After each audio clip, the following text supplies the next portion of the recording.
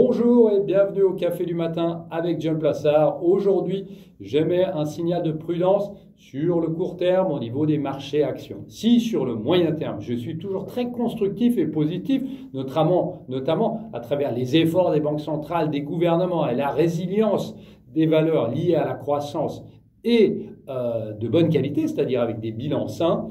Sur le court terme, cependant, il me semble qu'on pourrait avoir une consolidation sur les marchés, tirée par 4 points précis. D'abord, un rebond trop violent depuis les bas niveaux de mi-mars. On constate ici que la rapidité du rebond que l'on a depuis la mi-mars est une rapidité historique si on fait la comparaison sur ces 60 dernières années et les derniers bear markets qu'on a eus. La deuxième chose, c'est une valorisation excessive, puisqu'en analysant le MSCI World, on constate que la valorisation est revenue à des niveaux excessifs. Si on prend l'equity 12 months forward P, donc le ratio cours sur bénéfice prévisionnel fondé sur les estimations des 12 prochains mois, on constate qu'on est revenu à des niveaux de valorisation de près de 20 ans. Le troisième élément, c'est que les investisseurs sont de moins en moins déprimés par ce marché.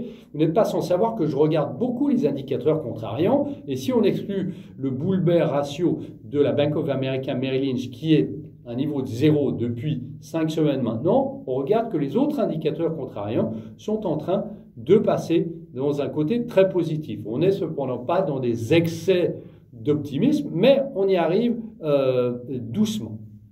Dernier point très important, les nouvelles tensions entre Washington et Pékin. On a tous en mémoire que les indices en 2018 et 2019 étaient largement impactés par les tweets du président américain lorsqu'il parlait des tensions commerciales entre Washington et Pékin.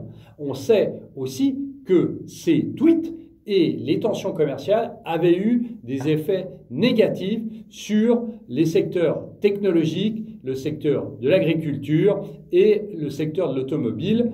Si on rajoute à ça, on peut aussi rajouter à ça le secteur du gaz de schiste aux États-Unis, dont on a parlé hier dans le Morning Coffee. Donc de nouvelles sanctions économiques à l'encontre de la Chine, sous prétexte de mauvaise gestion de la crise du coronavirus, auraient des conséquences non négligeables sur les marchés. Donc prudence à très court terme. Merci beaucoup, passez une très bonne journée et lisez mon morning.